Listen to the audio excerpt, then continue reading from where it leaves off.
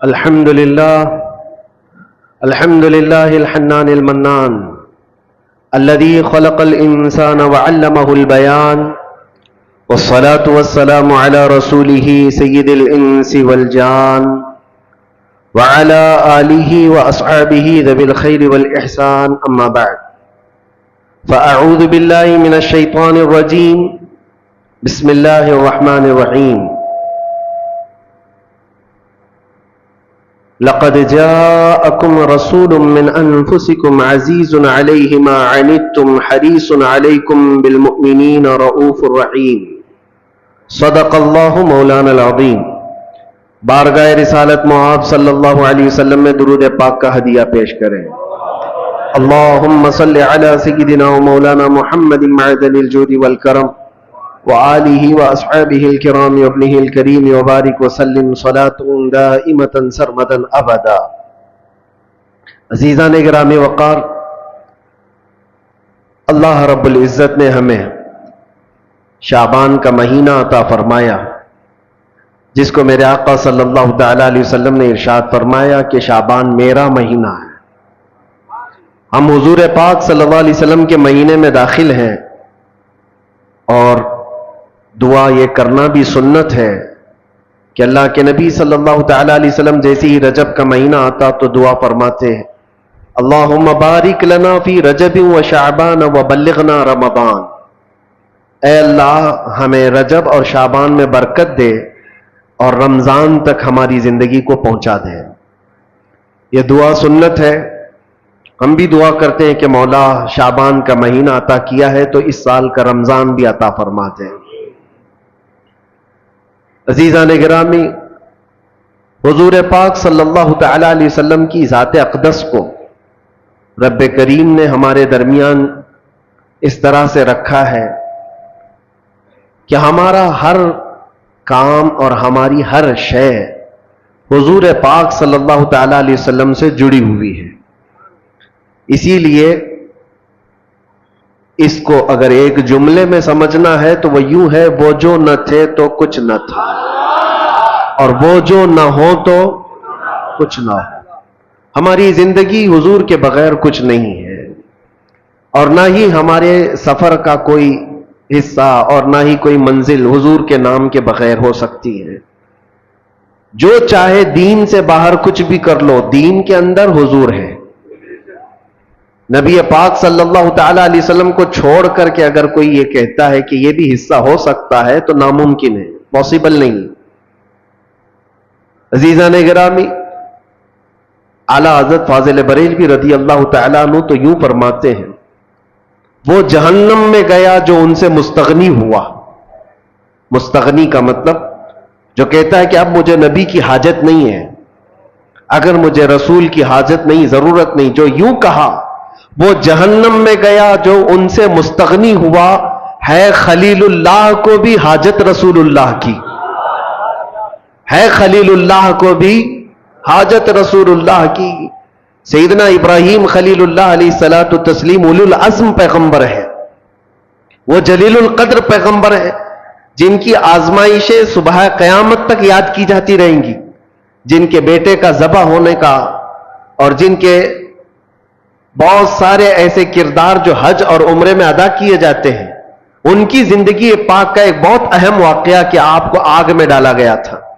پتہ ہے حضرت ابراہیم علیہ الصلوۃ والتسلیم کو آگ میں ڈالا گیا تھا، لیکن بھڑکتی ہوئی آگ نے آپ کا کچھ نہ بگاڑا. حضرت ابراہیم علیہ السلام صحیح سلامت اس آگ سے باہر آئے. آپ کو پتہ ہے مفسرین فرماتے ہیں وجہ یہ ہے کہ ابراہیم علیہ السلام کی پیشانی میں اس وقت نور محمدی جگمگا رہا تھا. حضور پاک صلی اللہ علیہ وسلم کس کی اولاد میں سے ہیں؟ ابراہیم علیہ السلام کی اولاد میں سے. اور یہی کہا ہے کہ جب حضرت اسماعیل علیہ السلام کو ذبح کرنے کے لیے ابراہیم علیہ السلام لٹائے تو وہ تیز چاقو ان کے ہاتھ میں تھی کہ وہ پتھر کو مارتے تو 2 ٹکڑے ہو جاتے تھے، پتھر کٹ جاتا تھا. لیکن اسماعیل علیہ السلام کے نرم و نازک گلے پہ چلاتے تو چلتی نہیں تھی، گلا کٹتا نہیں تھا. 3 مرتبہ کوششیں کی ابراہیم علیہ السلام نے، گلا کٹا نہیں. اور پتھر پر مارتے تو پتھر کٹ جاتا تھا. मुफस्सिरीन फरमाते हैं वजह वहां पर भी यही है कि इस्माइल अलैहिस्सलाम की पेशानी में नूर मोहम्मदी मौजूद था। अभी मोहम्मद मुस्तफ़ा सल्लल्लाहु अलैहि वसल्लम को कायनात में आना बाकी था। हर जगह जलवे मुस्तफ़ा के देखोगे। इसीलिए आला हज़रत ने कहा है खलीलुल्लाह को हाजत रसूलुल्लाह की। जब अंबिया किराम अलैहिमुस्सलाम को नबी की हाजत है तो हम और तुम क्या है? उम्मती हैं। हमें बगैर मुस्तफ़ा करीम सल्लल्लाहु तआला अलैहि वसल्लम के यहां पर कोई चीज हासिल करना पॉसिबल नहीं है। इसीलिए आला हज़रत फरमाते हैं बखुदा खुदा का यही है दर।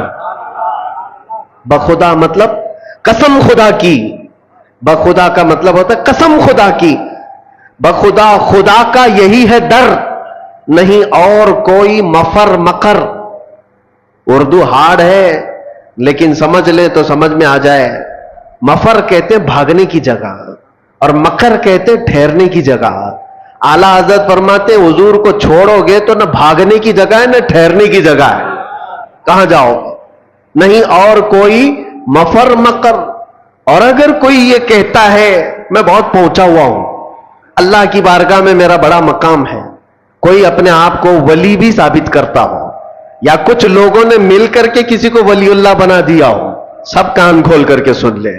कोई वली कब बनता है, कोई अल्लाह का वली कैसे मशहूर कर दिया जाता है। लोगों के ढकोसले से कोई वली नहीं बनता, किसी के छल्ले अंगूठियां पहनने से वली नहीं बनता, बालों के लट्ठे बना लेने से वली नहीं बनता, हत्ता कि अगर कोई पानी पे चल के दिखाए तो भी वली नहीं बनता, हवा में उड़ के दिखाए तो भी वली नहीं बनता। मियां ये इतनी बड़ी बड़ी चीजें मैं कह रहा हूं, ये तो कौम पागल है जो सिगरेट पीने वाले और तंबाकू वाले को भी बना लेती है। हकीकत क्या है?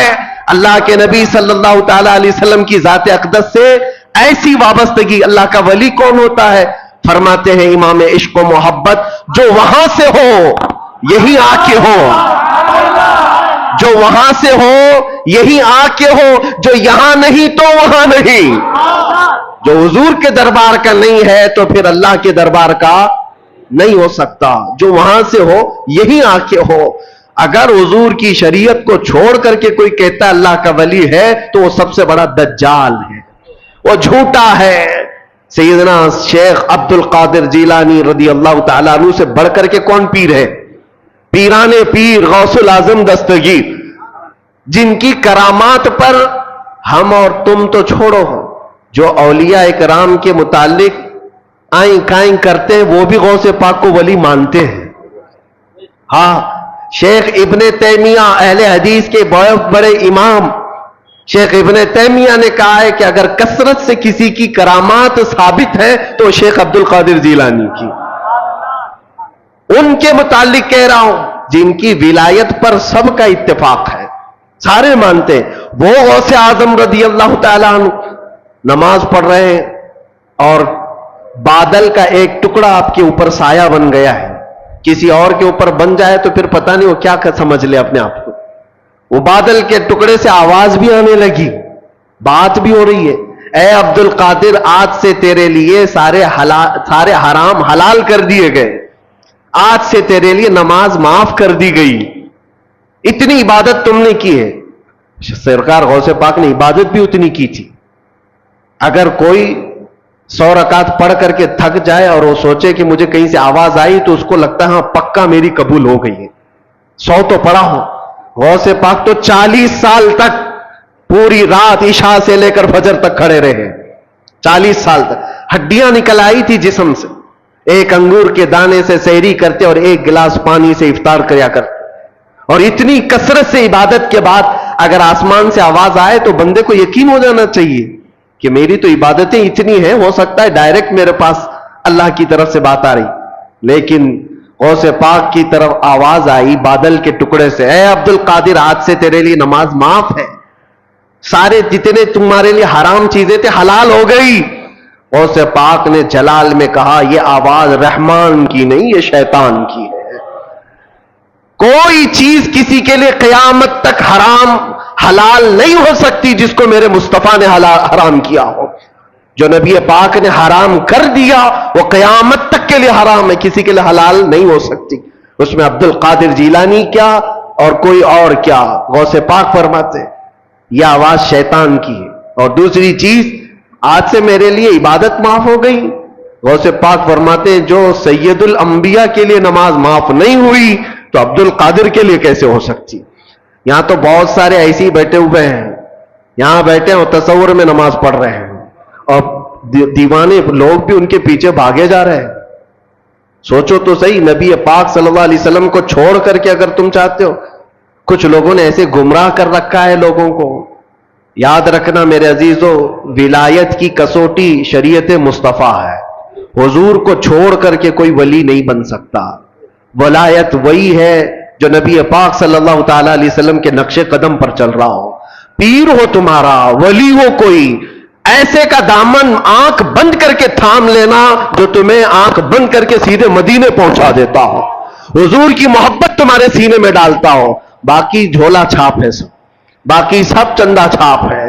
دنیا میں ایسے ڈھکوسلے بہت ہوں گے. شیطان خضر کے لباس میں گھومتا ہو، اس کے پیچھے آنکھ بند کر کے بھاگنا تمہارے لیے بڑا خطرناک ہے. اور سے پاک رضی اللہ تعالیٰ عنہ نے فرمایا جو عبادت اللہ کے نبی سید الانبیاء کے لیے معاف نہیں ہوئی میرے لیے کیسے معاف ہو سکتی؟ یہ شیطان کی آواز ہے، یہ شیطان کی آواز ہے.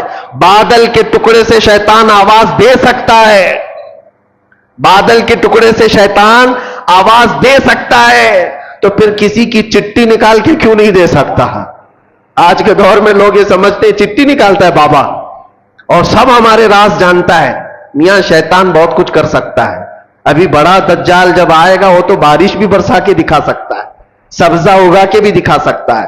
حدیث پاک میں وہ بڑا دجال تو مردے کو زندہ کر کے بھی دکھائے گا. لیکن تمہارے ایمان کا امتحان ہوگا. ہر گھڑی تم یہ دیکھو، یہ سارے عجائب دیکھ کر کے پاگل نہ ہو جانا، اپنے نبی کو یاد کرنا. میرا خدا رب العالمین ہے، اللہ رب العزت ہے. اور اب آپ کو میں بتاؤں، غوث پاک رضی اللہ تعالیٰ عنہ پر دوسرا حملہ کیا شیطان نے. کہا عبد القادر اتنا پڑھے لکھے ہو تم، اتنا پڑھے لکھے ہو، اگر اتنا پڑھے لکھے نہیں ہوتے تو آج تو میں تم کو گمراہ کر دیتا. آج جو میں نے کہا ہے، اب شیطان اپنی اصلیت پہ آیا. آواز جو آ رہی تھی بادل کے ٹکڑے سے کہ تمہارے لیے عبادت معاف ہے، تمہارے لیے حرام حلال ہے.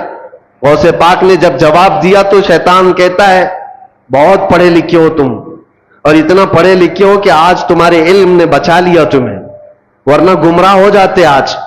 غوث پاک نے فرمایا ابلیس تو مجھے دوبارہ گمراہ کر رہا ہے، مجھے میرے علم نے نہیں میرے خدا کے فضل نے بچایا. علم تو تیرے پاس بھی تھا، علم تو تیرے پاس اتنا تھا کہ فرشتوں کو پڑھایا کرتا، لیکن تو بچ نہ سکا. اس لیے میرے عزیزوں، ہر گھڑی اس کا وار ہے شیطان کا، ابلیس کا ہمارے اوپر.